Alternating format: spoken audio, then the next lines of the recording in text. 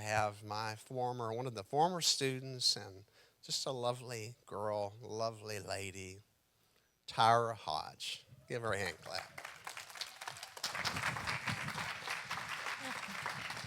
Please and honor, young lady. Thank you. Thank you so much, Pastor Doran Rich. It's hard not to, it's hard because coach, it keeps wanting to come out coach, but he's Pastor Rick and his lovely wife, Lisa. Thank you so much, and thank you for having me. What a welcome. Um, Before I get started, I want you to introduce you to the love of my life. I would not be able to do this right now if he did not support me. Terry, could you just stand up real quick and wave? He is shy.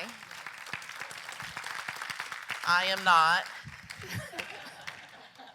It's funny about me and Terry. For the time that I had met Terry, I had a nonprofit called Mothers Raising Children Alone. And so what I did was single parent support groups throughout different communities in Houston, and it was growing and it was growing and it was growing. But there came a time when I asked the Lord, I said, Lord, if you want me just to stay single, and I was a single mom for reasons, not my fault, didn't have any choice in the matter with 4 kids. And so I said, if you want me just to stay and be a mentor to these single moms and just be waiting and to serve you, then that's what I'm willing to do.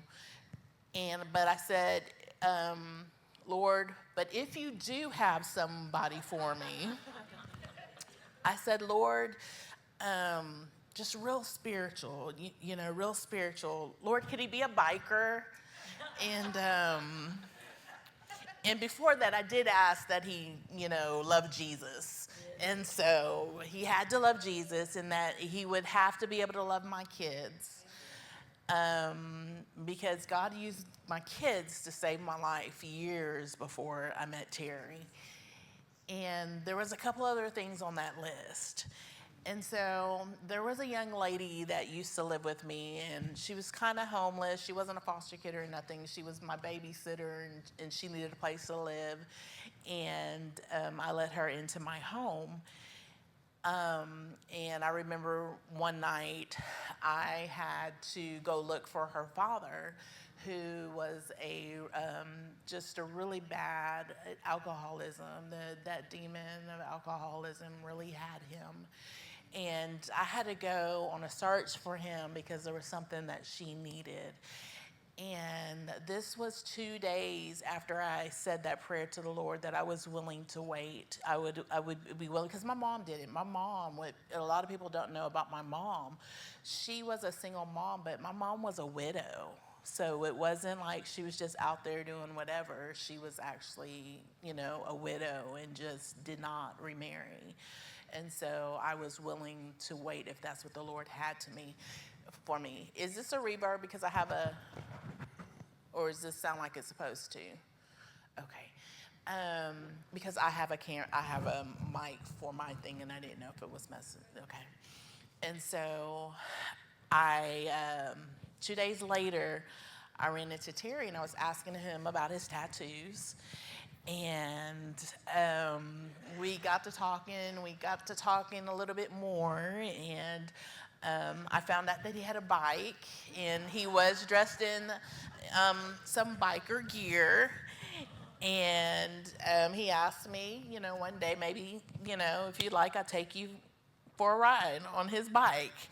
And I was like, okay, I could do that, and so about a week later, Terry took me on my first date with him, and he tried to lead me to Jesus.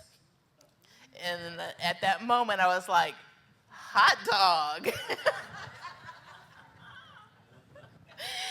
And so I found it humorous because we hadn't had those conversations yet. And so the first thing he needed to know is that the person that he was going to be with loved Jesus. And so, and the first thing I needed to know was that the person I was going to be with, they had to love Jesus. And so that's the short story of Terry and Tyra. Okay, so to get serious, I was praying about how the Lord wanted to lead tonight because this is a little different. I stand in front of different types of crowds, but this was family. And when you're dealing with family, sometimes you have to deal with them a little different. And also, I wanted to make sure that I brought my best. And so, when I was trying to bring my best to you, I realized that I was getting in the way. And so, when I sought to inquire of the Lord about what I was to bring tonight, he wanted to talk about the reasons why people may think that God can't use them. And so I knew I was going to be talking to a veteran church, people that love the Lord already, because I'll go into, I talk to gang members, I talk to teachers on large scales. There's different things that the Lord has allowed to do, especially in the last 5 years or so. But when you're talking to people that already know the content, it's a little different. And so when I began to speak to you, we're going to talk about some stories that you already know about. And I know Pastor Rick said, I want them to hear your story. I want them to hear your story. But I also want, but he also said, you make sure that you're led by the Holy Spirit. So you have a pastor that's looking out for you and not just bringing anything out the street. And so, and I thought this was odd because I knew I was going to be talking to people that knew the Lord. But I wanted to talk a little bit about brokenness and about people that were broken or sometimes feel that they're broken, or people that are working with people that are broken, or that people that have family members that are broken. And so there was a time when I was broken. And matter of fact, I'm not going to spend a whole lot to talk about time talking about my husband, but it was kind of funny. When we first started dating, I told him, I said, I want you to know that I'm damaged, and if you kiss me, you're my boyfriend. Just to see if I could scare him off, and he loved it. And so I wasn't able to scare him off that easy. And so, but we do, and I found, just in life, it happens to us. Things happen that are out of our control that can break us. And then sometimes things that we caused ourselves can break us. Right? But see, we serve a good God. And so I'm going to talk mainly about two people, and I am going to go to Genesis 37. But let me just talk about, and some of you have heard this before, but I kind of put my own spin on some of it. But let's talk about some of the people that there were moments that they felt broken. Remember Abraham being old and not being able to have a child, and his wife Sarah for many years that couldn't have children. That can break some people, right? Jacob, remember him being a cheater, a swindler? But see, there was still a promise with Jacob. And so a lot of times we try to help God out. Even when we know that there's a promise or we've been promised something or there's something that we're supposed to do, we try to help him out. sometimes, and we get into sin and we end up messing it all up, and he has to come back through and fix it for us. But sometimes we still have some consequences that come with that. Joseph, we are going to talk about Joseph, hated by his brothers. I'm going to come back to that. Job, he lost everything, but really, he was really one of the only people that we really didn't see get into sin. He lost everything but gained so much more.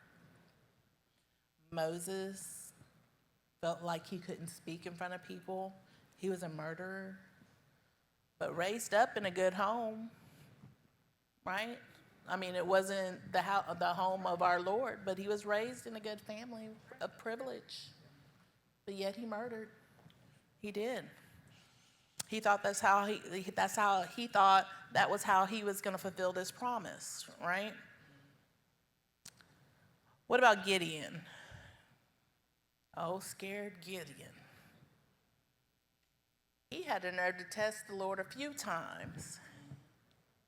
So how many times has the Lord talked to us and told us to do something and we didn't do it? And then he had to go send somebody else to do something he told us to do. No, I'm not up here preaching because I'm perfect. I'm up here because I've experienced the grace of God. And in some of these people, I have been. So the next person on my list, Samson, womanizer, disobedient, very unequally yoked in the woman that he desired. You know, let me stay on track. Rahab, a prostitute, and I'm going to come back to her. A prostitute ended up being written in the lineage of Jesus. Not just mentioned once in Matthew, but also written in Hebrews as a person of faith. And we have the nerve to judge people. What about Elijah? One of the greatest prophets, most powerful until Elisha got his mantle. But Elijah, he demonstrated something so powerful.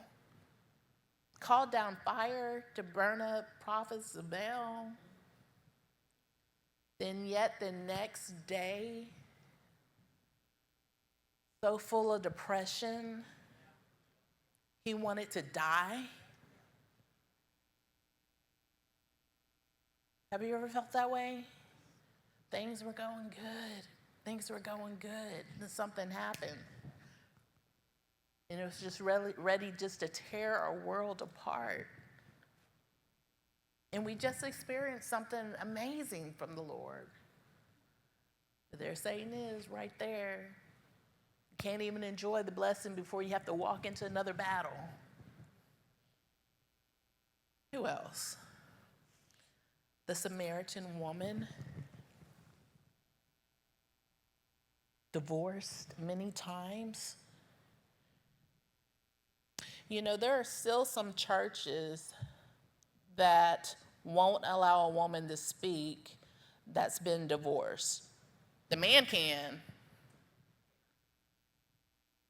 And see, I'm not getting on that. I'm just telling you what somebody told me. They said that's, I'm just.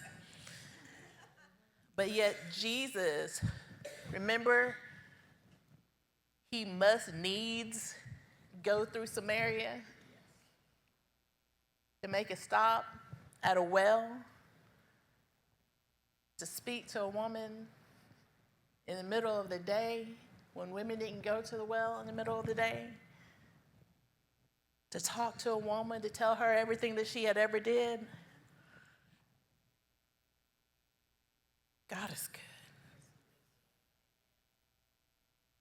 Noah. Everything started all over again with Noah. He liked his wine from his vineyard, passed out naked.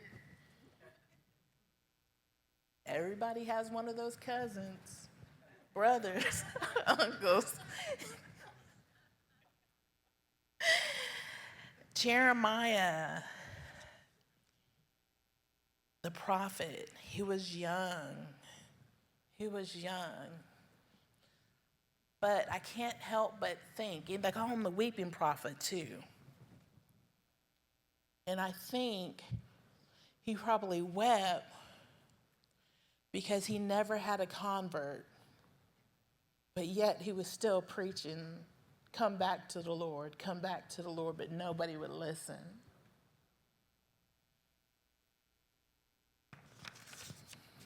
David, and I'll speed through these, murderer. His children were so out of control, he couldn't keep his house in order.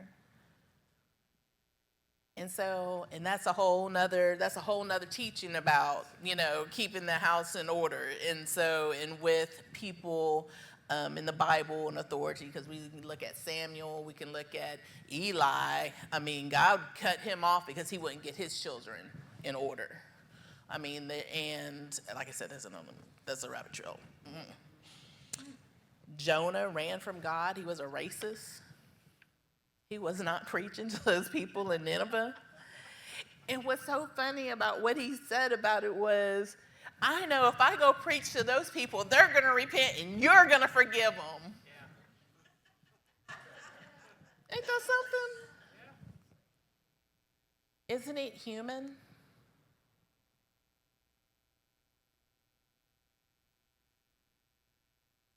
We want God to punish them. I'm guilty.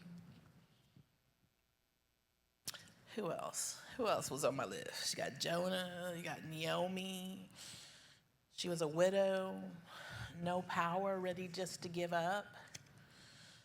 Peter denied Jesus 3 times. Martha, so full of anxiety, always, just doing.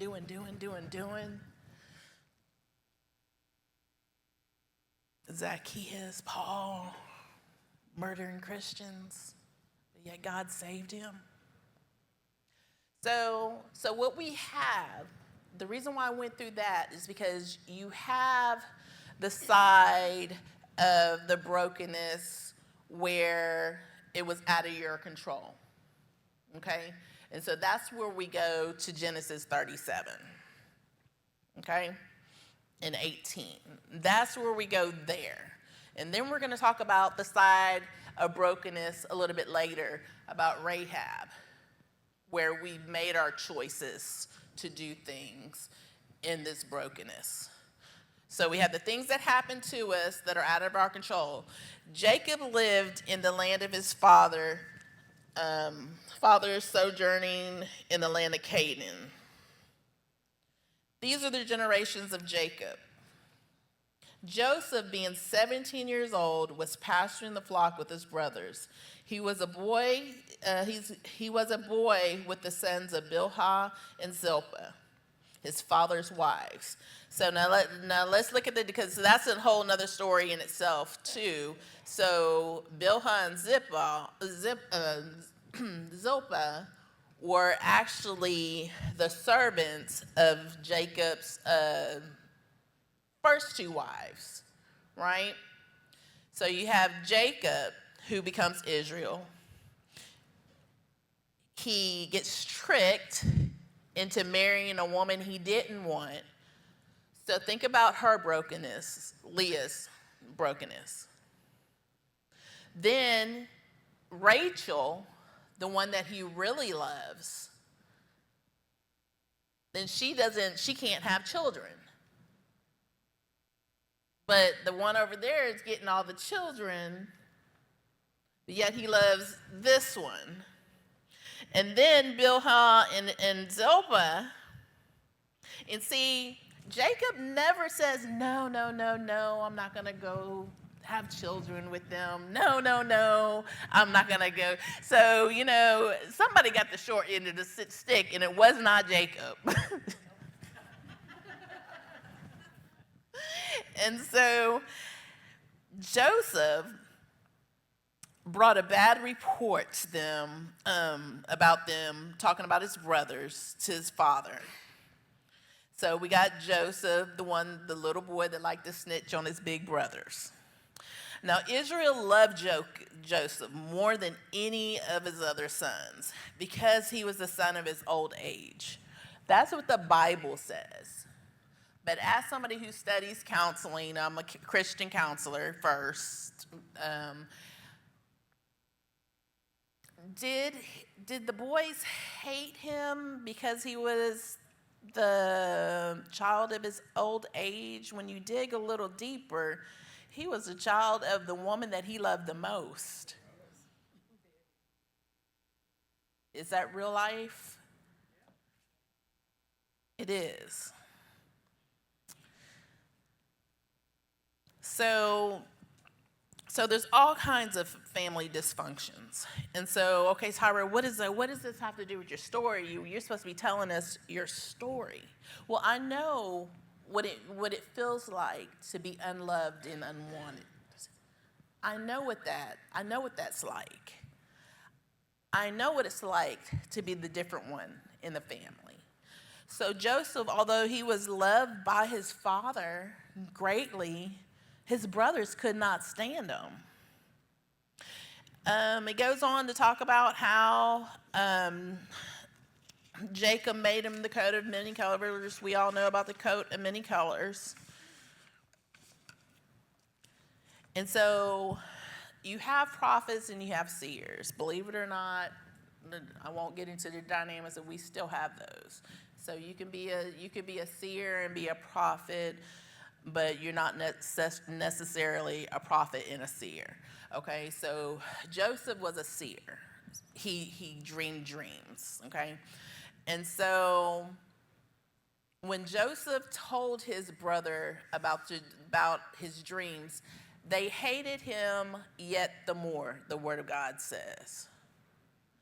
So if they hated him over dreams, there must have been something about those dreams. And before I continue, I want to say, does everybody know the story of Jacob? And because I don't want to just assume. Okay, so they hated him yet the more. So there was something about these dreams, right? There was something, but the Bible doesn't tell us, so we usually don't worry about it. But as a writer, I have to fill in the gaps, or I have to, and sometimes the Lord will give you revelation on it. But they hated him yet the more. Okay, on 21.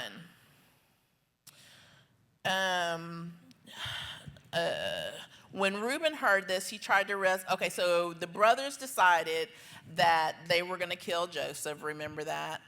And the interesting thing is that we know that. Let me get caught up with my notes. I'm sorry, y'all. He had Gene and Reuben. So the brothers decided they were going to kill him. And in verse 21, when Reuben heard this, he tried to rescue him from their hands. Let's not take his life, he said.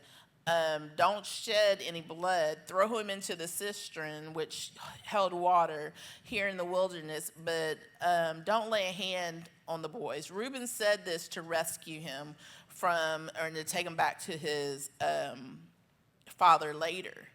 And this is the thing about this. What do we know about two of his brothers, Simeon and Levi? Remember, their sister Dinah was raped by a prince. And so in their anger, they tricked, this guy. He raped the sister, but then he still wanted to marry the sister. So Levi and Simeon, they tricked them and went and slaughtered pretty much a whole kingdom. They slaughtered a whole kingdom. So what Reuben did, instead of just saying, no, you're not going to touch my brother, he played along. Because the Bible says that Simeon and Levi were instruments of cruelty. And so Reuben knew what he was doing when he said, we'll just put him here and I'll come back and bring him to later. And so we hear it in the news all the time about family members killing family members, right? We hear about, I used to know these sisters. They were always, and this was a million years ago, but they were always cheating on each other with whoever the sister was dating, and both of them did it. And that's cruel. And I'm sure this is 30 years later. I'm sure they've grown since then. But this is the dynamic of what Joseph was going through. Because we always think of him because his dad loved him so much. It must have been so wonderful. But imagine having to live with all your brothers and sisters. They can't stand you. They hate you. The sight of you. When I hear a child that told her family that their uncle raped them, and then the child that I'm counseling now is broken because the family is blaming her because she broke up the family. This is real stuff that happens. Okay, so we know what happens to Joseph. He's sold into slavery, and remember, he was accused of rape and thrown into prison. So it doesn't get better for him from the time of 17 to 30 years old. That's a lot of years to, one, be locked up for something you didn't do, to be accused of something you didn't do and nobody believe you. And then we know about that. So let's skip all the way to Genesis 50. 50:20. When Joseph gets reunited with his brothers and sisters, his brothers, they were sisters, but when he gets reunited with his brothers, he plays with them a little bit. He's human. Remember how he locks one up and he says, you're here to spy and to do all this? He plays with them a little bit. He was human. But when it came down to it, this is what he told his brothers. But as for you, you meant evil against me. But God meant it for good, in order to bring about to bring it about as this day, to save many people alive. So everything that he went through in his character stayed strong through the brokenness. Through the brokenness. He had no one. Y'all, there was nobody worshiping Yahweh. There was no one worshiping Jehovah. Nobody. Him by himself in a land where he didn't know nobody. All alone. But yet somehow he survived to do the will of God. So now let's talk about somebody who made a choice. Let's talk about Rahab. Documented into the history of our Savior. A prostitute that she had heard rumors about the God of Israel. And made a choice. What I found interesting is that she took care of her family. The whole deal that she made with the spies was about saving her family.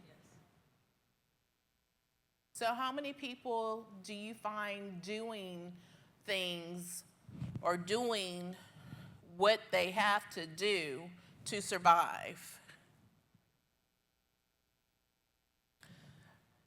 Do you know that before someone talked me into walking into a strip club, I was homeless? And so the Lord hasn't allowed me to talk about the stuff that came before that. But the moral of the story is that I felt like I had to do what I had to do to have a roof over my head. I needed money, I needed a car because I had a car that didn't work. As a matter of fact, when I had gotten back to the Houston area, my car had a big old hole in the windshield, and I made some choices. And, and I kind of kept a strong head about it in a sense, to where I wasn't upset with the Lord, but I was upset with the Lord's people. And so as I've been keeping an eye on Jesus in the Bible, I realized that a lot of the conversations that he had that were negative were against these people that were so-called holy. Am I wrong? Stop me if I'm wrong. And so I was very upset with the people of God.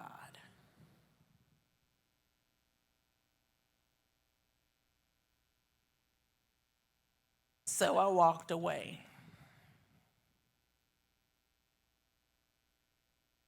Homeless.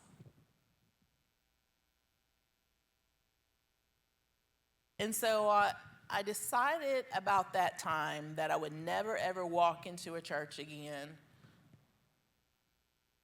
But I also knew the day that if I did walk into church again, that I would stay, so I stayed away from church.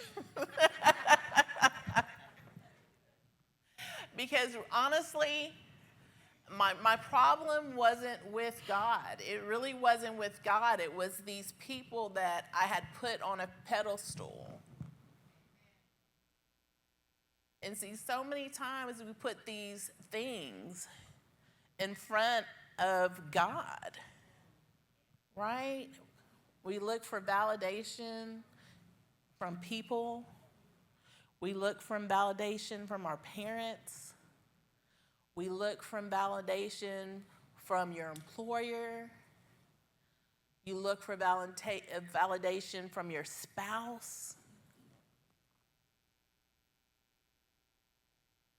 When really I should have been looking for validation from the Lord.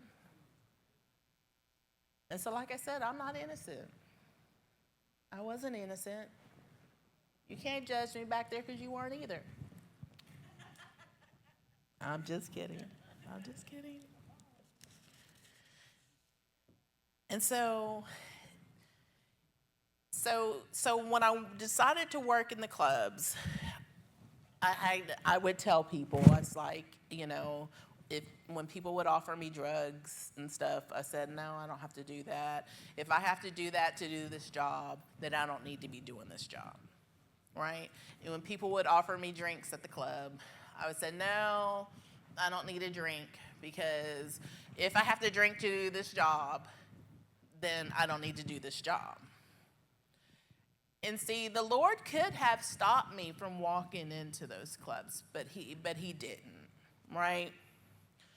I believe that the Lord always knew that Rahab would be part of the lineage of Jesus. But he never stopped her from being a prostitute. And let the record be clear, I was never a prostitute. I worked in a club. okay? There's a big difference and there's a big misconception, okay? Now, in working of the clubs, I knew I was wrong, but I knew that I needed to work to make money. And so then one night, and I kept those standards about me when I worked in a club. I was there to make my money and then go home. Until one night, there was a phone call in the dressing room, and somebody wanted a party. A lot of times, the girls that work in the clubs, they'll do private parties. You see the TV shows, Frat Boys, and you go in there, spend about 15 minutes, and walk out, maybe with $1,000, for dancing. And so I was like, okay, so I had my eye on a car that I wanted. I was like, okay, well, I'll go do that, and then I'll make it back. But it was a setup. It was a setup for a man to get a girl there for him to rape her. And then not only did he rape me for a whole year, he stalked me. He followed me. My phone would ring for hours and hours and hours, and he wouldn't stop. And so it was about a year. It took about a year for it to stop, and that's in the book. You'll have to read it. And so that night, after I had been raped, was the first time that I took drugs. And then after that, it would be a couple of years before I could get clean again. Because I was broken. I was broken. I knew that I was in sin. I didn't know how to return to the Lord. People knew what I was doing. Some were judging me.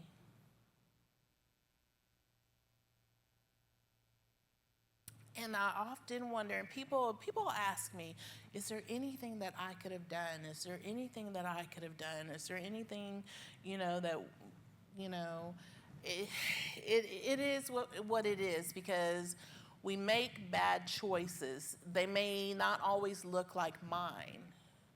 Did we treat our children different? Were we treated different? Were we molested by a grandparent? Or did these things happen to us that hardened our heart? There's all these things that go on in life, and it's messy. And it's nasty. And we try to cover it up with makeup and a smile and maybe even some worship.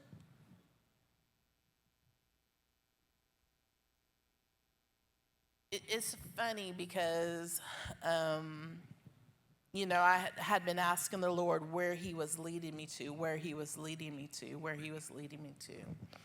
And so there finally came a night, and this was recently, I was asking this, in the last couple of years.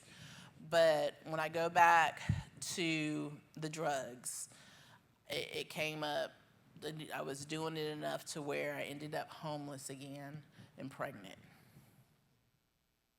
And so there was a night where I felt the presence of the Lord show up where I had been up all night doing drugs, or even that I was hallucinating. I don't know which one. And the Spirit of God told me to make a choice.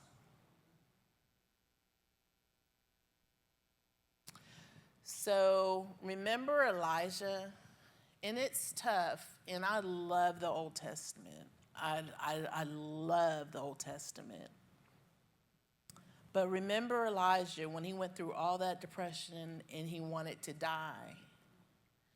Eventually the Lord went ahead and took him on out of there. Did he not? Now he wasn't disqualified Because wasn't it him on the Mount of Transfiguration that was ministering to Jesus with Moses? But sometimes, we feel like we've been disqualified because of some things that may have happened to us outside of our choice, or it was a choice that we made. So that night when the Lord told me to make a choice, for me, I knew it was a choice between heaven and hell. Whether I was going to have a decent life or whether I was going to stay in the streets, whether I was going to die, or what would the next step could have been prostitution. I don't know. But I did make a choice. Now, was it easy after that? No. There were some struggles, and there's been some struggles, way back then. And, I have not touched an illegal drug for 25 some years. I mean, that's long gone. So when you think that the story stops there, remember that long period that Joseph was in Egypt. Now, he did have the vision of the sun, moon, and stars bowing down to him. He knew that there was something, and God just gave him pictures. And a lot of times with seers, they'll get pictures and then have to decipher it, And so he just got the pictures of these things, but his dad could interpret dreams, and he's like, what do you mean? Your mom and all of us, we're going to be bowing down to you. But yet, he's in slavery for years and years and years. And so with my life, I didn't know. And what Pastor Rick probably doesn't know is I struggled through school. Matter of fact, I was held back twice in elementary. We didn't hear about dyslexia. But I didn't have teachers that cared where I was at in Virginia. And so after I had made my choice, this was about in 2000. So now you can do the math, 24 years. So in 2000, I had made my choice that I was going to serve the Lord. I had 2 kids at the time out of wedlock. And I remember driving down I-45,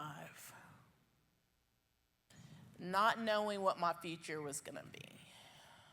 I knew I was going to be struggling with 2 kids, and I knew that I really did like the hospitality business, working in restaurants, but I knew the nightlife would not quite line up with me being a mother.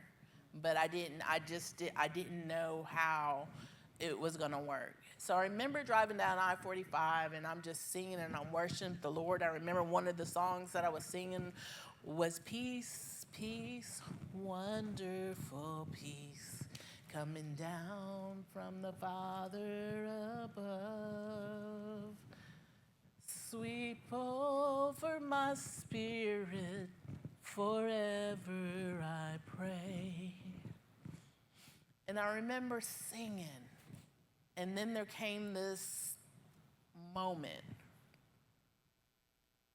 where I told the Lord, driving out I-45, I was borrowing my mom's car.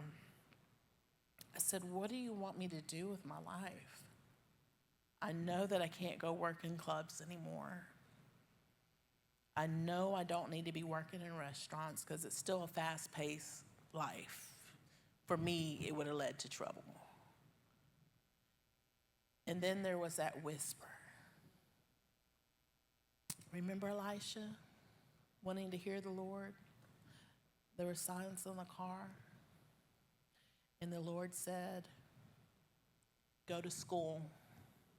And I'm thinking, out of all the things, when you actually hear the Lord, go move mountains, go change the world, go preach to everybody. The whisper of the Lord said to go to school. I didn't like school. It had not been a good experience. I struggled, And so the one thing, normally, if the Lord makes a gesture for me to hear him like that, I directly drove down to Alvin Community College, went in there and talked to a counselor. We talked, and hopefully you've seen the documentary, and you would know that I walked out that day with a grant to college to study mental health. And so you're like, yeah, Tyra, you get FOSFA, everybody gets that or whatever. No, it wasn't FOSFA. I got a grant outside of the FOSFA. And so about 2 weeks later, I am getting all excited about school, but then I realized, wait a minute, I have 2 kids, and childcare was back then, $800 a month for each kid. And I was like, yeah, I can't have an apartment and pay for childcare. It's either one or the other. And so I was so upset. It was like, I won't be able to go to school. And I'm like, why would God set me up to get my hopes up and then just snatch it away? And so I was upset. And I remember crying, Lord, why would you do that? Why would you do that? Why would you play with me like that? So I went back to the college to drop out of college. I was dropping out, and I hadn't even started. I was already a college dropout. And I talked to the counselor, and I told her my whole story. I told her, I said, I was hooked on drugs. The Lord delivered me, told me to make a choice, and I was driving down I-45, and I asked the Lord what he wanted me to do with my life, and he told me to go to school, and now I came in here and talked to you. Now I have to drop out already because I can't afford childcare. And so she's like, well, hold on, let me make a phone call. She made a phone call, and it turned out that there were some grants for people on the college for people to put their kids in child care. So I was getting all excited, and then the lady says, oh, we've already spent all the money. There's no money. I was like, oh. And so I'm still feeling defeated, still not understanding. And then the lady said, well, I have a friend that works at the Texas workforce. She said, let me give her a call. And she makes the call, and the lady says, you can come see her. Here's her name and her card. She says, you can come to see her. I wasn't waiting. I drove out to Webster to that Texas workforce to go talk to that lady. So I walk into this office, and there is kind of a reception area, kind of like how you have it out there. And then there was nobody else in there, but except for the receptionist. So I'm just kind of standing and waiting for this lady to come out and see me. So in the reception area, I recount everything that has happened in the last couple of weeks. I said, I was strung out in drugs, and the Lord told me to make a choice, and I was driving down I-45, and I told this lady this. I mean, it's what happened, and then I was driving down I-45, and I asked the Lord what he wanted me to do with my life, and he said to go to school. So I got a scholarship, the grant to study mental health, and now I have to drop out because I don't have child care. And the lady looked at me like a deer caught in the headlights. She said, could you just wait right here just for a minute? I was like, oh, man, she's going to go call security. And I waited for a little bit. 10, 15 minutes. And I'm like, dude, they are coming to get me. Maybe I need to make an escape. So she finally comes back. She's like, miss, could you come with me for a second? And so she leads me back to this really nice conference room. And she says, do you mind having a seat here? And so now I'm in like what looks like an interrogation room, sitting in, at this big long table waiting for her to come back. And it took her a little bit to come back. But when she comes back, she comes with this entourage of people in suits. And she said, Miss Wilson, do you mind telling these people what you just told me? Hey, ain't no shame in my game. I told them I was hooked on drugs, and God delivered me from drugs. And I was driving down I-45 wondering what I was going to do with my life. And I asked the Lord, what do you want me to do with my life? And there was a whisper that said, go to school. And I told them the whole story about going into the college and, getting the grant for mental health. And now I'm going to have to drop out of school because I cannot afford childcare. And so one of the people that was there, he was a very distinguished looking African-American gentleman. He was a little bit older. And he says, Miss Wilson, that's a story I have not heard before. He said, let me introduce myself to you. He says, there is probably a Texas workforce in every city in Texas. Pretty much that's our goal. He says, I'm the CEO of Texas Worksource, and I'm usually never in these offices. And he looks at his entourage, and they say, no, he's never in these offices. He says, I just happen to be visiting here today. He said, Miss Wilson, I'm not only going to pay for your child care, I'm going to pay for your school. I said, well, I don't need, anyone to pay for my school. I just need some child care so I can go to school. He says, nah, we're paying for your school as well, and we're going to give you some gas money to go to school. Oh, God's good. He's good. A homeless ex-stripper, a woman at the well, a prostitute that decides to help the people of Israel that she doesn't even know. She took a chance. So within the next 2 weeks, when somebody's recovering off of drugs, sometimes their behavior and the way their body feels can look like bipolar. So I qualified for the Texas for the Texas rehabilitation. I think it's called DARS now, and they may have even changed the name from then.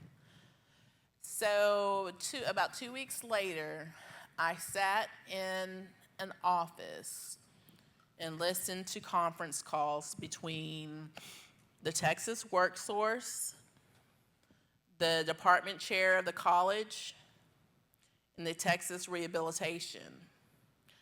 They were fighting about who was going to pay for what for my school. And all I could think in my head was, oh my God.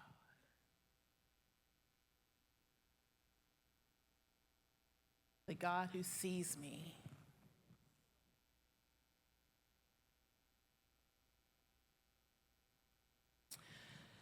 So the cosmic joke is that I did begin college, and I found it very interesting studying mental health. I met my ex-husband, who has since passed, and had some more children. I had to drop out of school for a while just because of the craziness there. But, I finished my bachelor's. It took some time. I was about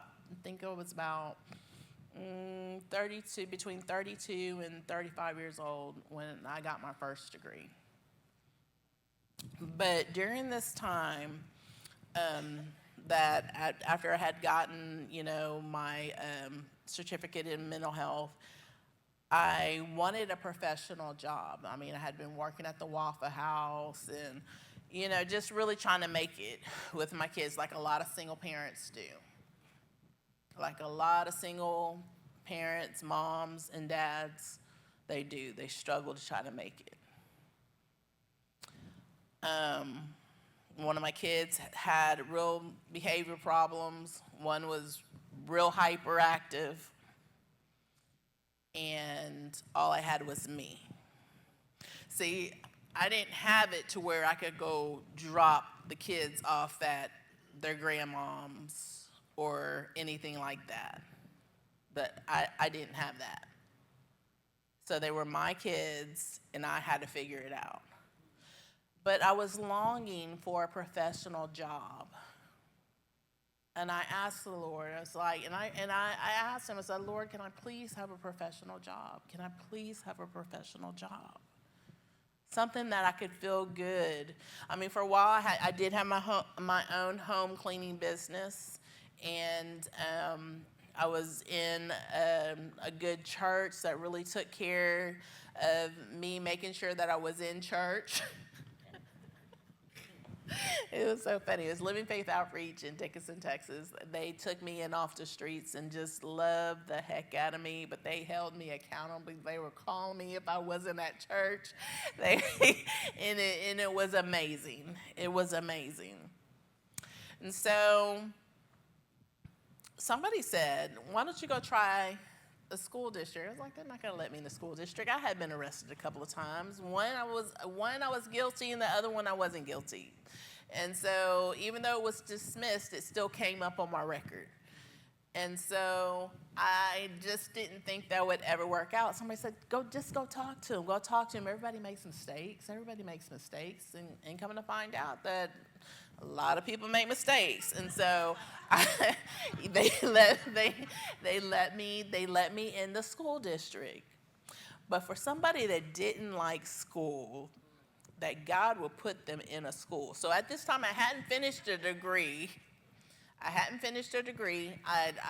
had about an associate's. I had 2 more years to go, and I went and finished at the College of Biblical Studies, and I was a paraprofessional for 2 years. And when I was given the choice in my interview about working with students that had intellectual disabilities versus kids that have severe behavior problems, I chose the one with the severe behavior problems. And it's really a cosmic joke that God would put me with kids whose parents that worked in clubs, that were trying to get over their own addictions and everything. I just, sometimes God will set you up. So it took about 2 more years, and I finished my degree in biblical counseling from the College of Biblical Studies. So I earned my first degree, and I was able to use that to become a teacher. And I really loved behavior. I loved those bad behind kids. I didn't understand it, and nobody else did either. So they gave me those kids. But what I did learn was to pray. I learned to pray.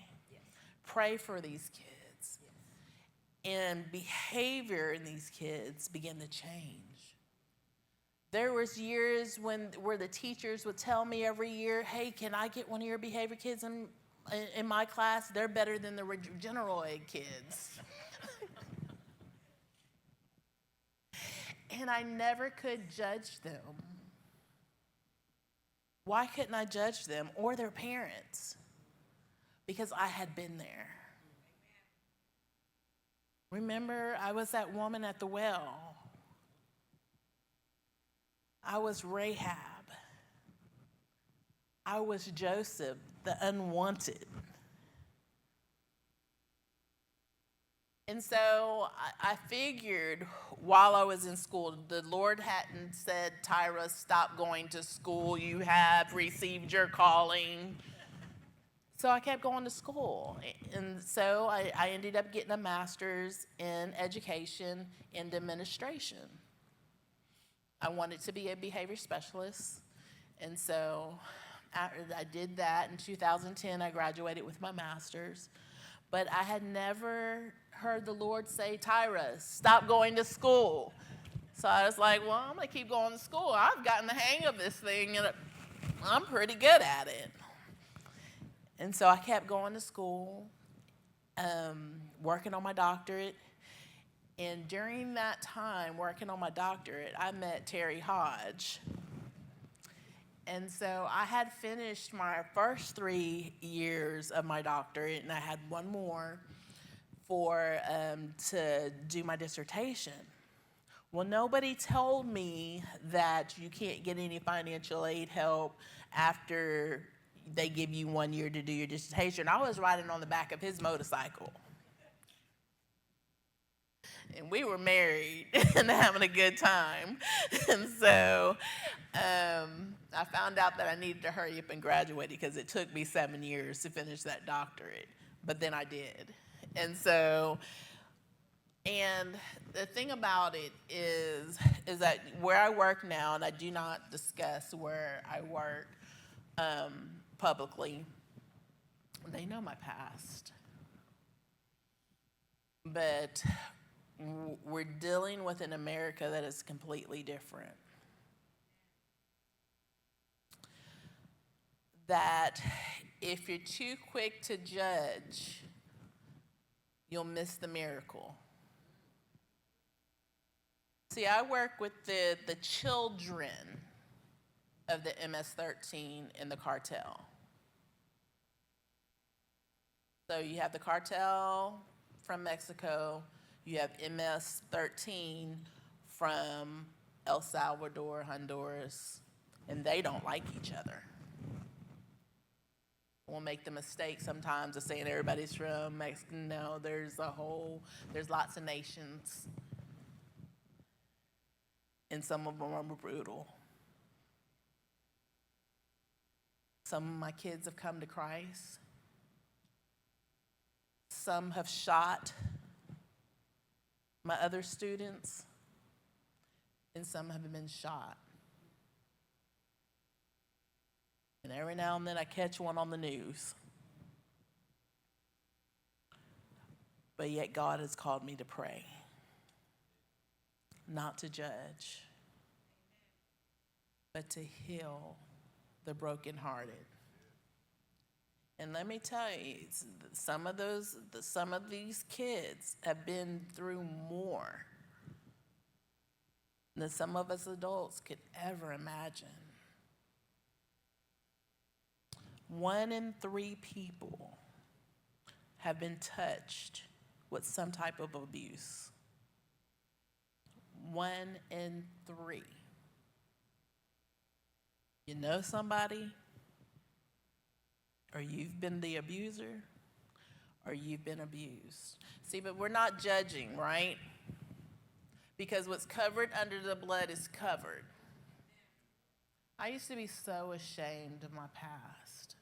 I used to be so ashamed of the couple of years that I was acting stupid. I forget about this almost 20 years that God has had me in education and the students that I've worked with. And I've been blessed. Then you have the superintendent of schools, then you have his cabinet, and then I work right under them. In 2020, I walked in to do an interview about one of the books that I wrote at the radio station. I was hooping and hollering, just having a good time. The radio manager followed me out of the radio station and said, "Hey." I was like, "Yeah. How would you like your own radio show?" I was like, "Okay." Did that happen, baby? So I spent a couple of years on the radio, 101.5, Rhema Gospel Radio, and did that. My first interview on the radio was Counterculture Mom, Tina Griffin. She used to be on 90210 Melrose, and we kind of got connected, and she told me about how I could get more interviews. So she sent me to a place, told me to go to meet her in a place called NRB. NRB, I interviewed Kevin Sorbo, all these people. It gets so much, y'all, to where I have to just go through and delete people wanting me to interview different people, and it's been a blessing because I've met some people that I've never thought I would meet, and some of them are just so gracious. But even now, the Lord has had me before governors. And remember those little criminal misdemeanor offenses that I have? The governor of Texas pardoned me in 2019. And so it's, what do we say that justified means? Who's heard it before? What does justified mean? Just as if I never did it. So the Lord brought me here today about the brokenness.